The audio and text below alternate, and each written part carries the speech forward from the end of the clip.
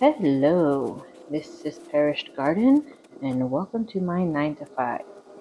I think this is part of yesterday's video, but yeah, I'm doing it again here. Um, I think I mentioned something about cutting flowers, and here they are. These are the flowers I've cut. I like to grab a used plastic bottle, fill it up with water, and then fill the plants in there.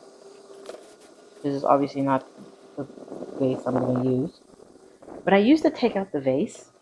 And you see how all the leaves are moving? That's because of a thing called wind. And that thing called wind could be a bit of a jerk. Catch the plants you're putting in your vase, knock it over, make it fall onto the sidewalk, and break. So now I always just use plastic water bottles because what's the worst that can happen? Water spills out? Ooh. Instead of you losing a perfectly beautiful vase that you're very proud of and can't replace because the store doesn't exist anymore. No, that's not a situation I've ever gone through. Mm-hmm. Anyways, I have anemones. I have ooh, those are the ones that are really pretty that I didn't know what they were, but it turns out that I do. Um, I wanted to see how well they did in a vase type situation because some plants like you give them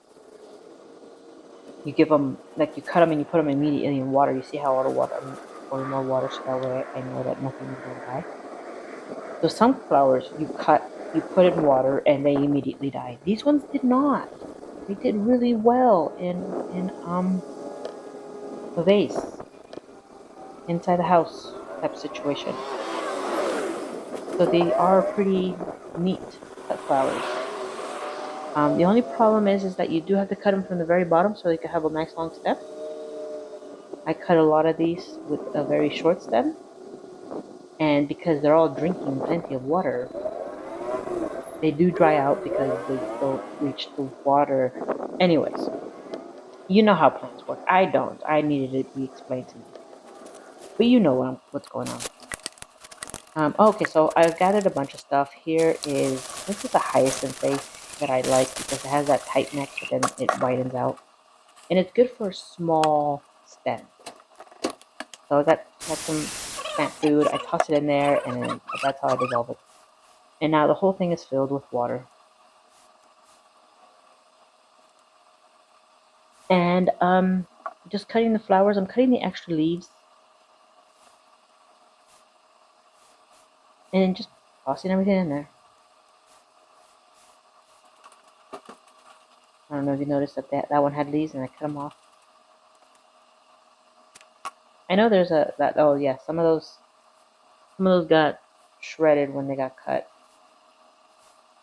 Those things are so small and cute. And there's those blue ones. Those ones did really well. Another one that's shredded.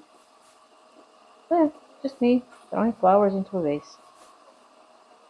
The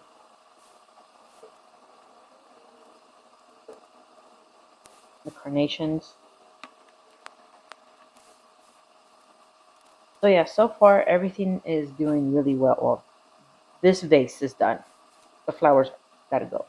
But all of these flowers that I'm showing you are doing really well in a cut situation. So if you have any of these and you know what they are, use them. Yeah,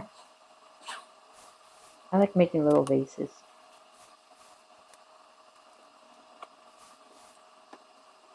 Look how pretty that is. How nice. How much more time do I have? I have 3 minutes. Okay. Um, so that was in one sink, and then the sink next to this, I've had lemons sitting in water and bleach because they came from a tree really close to my yard, and they've been sitting down on the ground, and I don't know if my dog has peed on them, and what other bacteria they might have. Um, there's a lot of bugs in my yard, but yeah, here's me rinsing everything down. That was part of my 9 to 5 for the day. Um,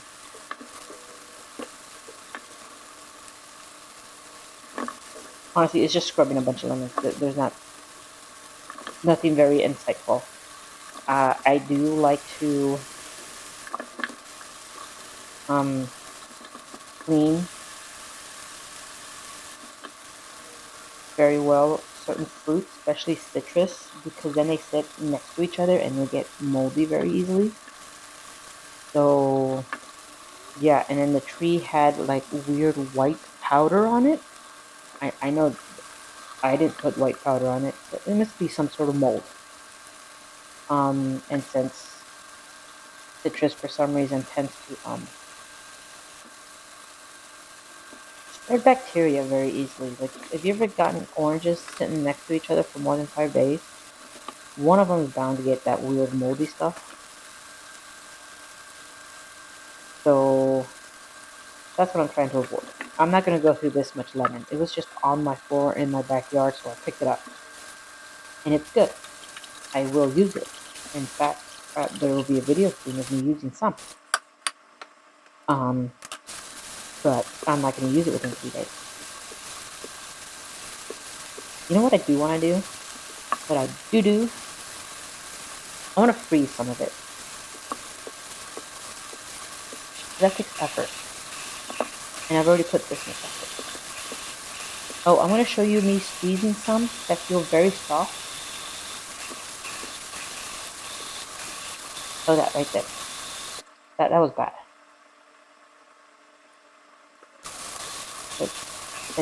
It mushes in. That's, I don't know, you can't really see it, but I mean, that whole pile on 3 of them are bad. That's pretty good. Now, what I could have done, and you could do, is if you have 3 of them like that are bad, you cut them in half, and you toss them in the blender of your sink, and you just blend it up without rinsing, and that helps also kill whatever bacteria you have in your sink. Now, there's some like lard on that cast iron. I'm just throwing the chicken right on there so that I could fry up the skin. I always bake my chicken because I don't know how to cook chicken. You can't go wrong with 450 for 20 plus minutes. Once it hits 450, I turn it down to 400 and I just let it do its thing. Off camera, I threw some corn in there and let it cook for another 15 minutes. That's dinner plated. Talk to you tomorrow. Bye.